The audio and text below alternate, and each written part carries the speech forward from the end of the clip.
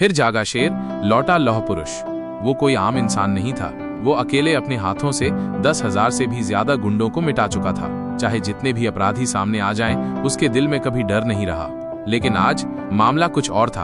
अभी अभी उसके बड़े भाई को कुछ गुंडों ने मारा पीटा था और जवाब में उसने स्थानीय विधायक ग्रे दाढ़ी के बेटे की जमकर धुनाई कर दी। ग्रे दाढ़ी ने बदला लेने के लिए कुख्यात अपराधी छोटा मुछड़ को ब्लैक मार्केट से बुलाया।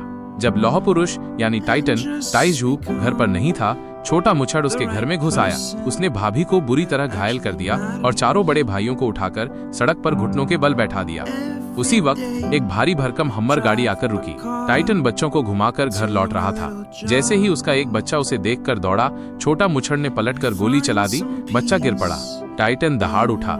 वो पागलों की तरह दौड़ा और बच्चे को अपनी गोद में उठा लिया। डर और दर्द से कांपता था वो, पर जब बेटी ने आंखें खोली, एक गहरी सांस ली उसने। बच्ची सही सलामत थी। अब उसका दिल शांत तो हुआ, पर गुस्सा नहीं गया।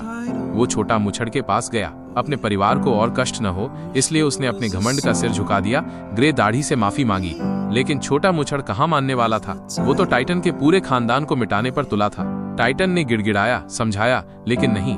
अब बस। एक जोरदार एल्बो अटैक में उसने अपनी ताकत का 70% जोर डाला। कई गुंडे हवा में उड़े और सीधे उत्तर पश्चिम दिशा में पहुंच गए। फिर एक जोरदार हेडबट से 2 लोग उड़े और अपने मजबूत जिस्म से वो सबके सामने दीवार बन गया। एक बड़ी लकड़ी की मेज उठाई और ग्रे दाढ़ी के बेटे को 2000 मीटर दूर उड़ा दिया। छोटा मुछड़ अचंभे में पड़ गया। ये क्या हो रहा है? टाइटन लौट चुका था। अब सामने था एक युद्ध योद्धा। आसमान में तारे चमक रहे थे, जमीन पर लोहे की गूंज थी। अब एक टोली आई, तारा नक्षत्र हथौड़ा लिए हुए गुंडे। टाइटन ने अपनी बाहें खोली जैसे कोई बेलगाम घोड़ा और टूट पड़ा। एक के बाद एक दर्जनों गुंडे गिरते गए। किसी का सिर जमीन में गड़ गया, किसी की टांगे आसमान की ओर। एक हाथ में तीनों चेन पकड़कर जोर से झटका, तीनों उछलकर जमीन पर गिरे। गुंडों को अंदरूनी बॉस लेवल चोटें लगी। कुछ तो उस रात को ही चले गए। अब कोई उसे रोकने वाला नहीं था। किसी को गर्दन से पकड़कर हवा में फेंका, किसी को दीवार में चिपका दिया। कंक्रीट की दीवारें चूर चूर होने लगी। फिर अजीब मोड़ आया।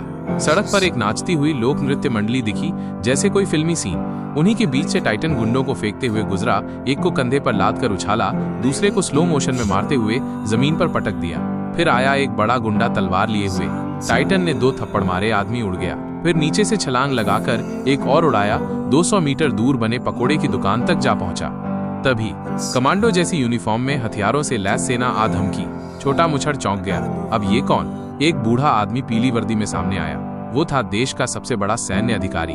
वो टाइटन से गुजारिश करने आया, हमें तुम्हारी जरूरत है। हमें दुश्मन सरगना डुआन कुन को खत्म करना है। डुआन कुन का राज्य में खुद का मिलिशिया था, निर्दोषों का कातिल।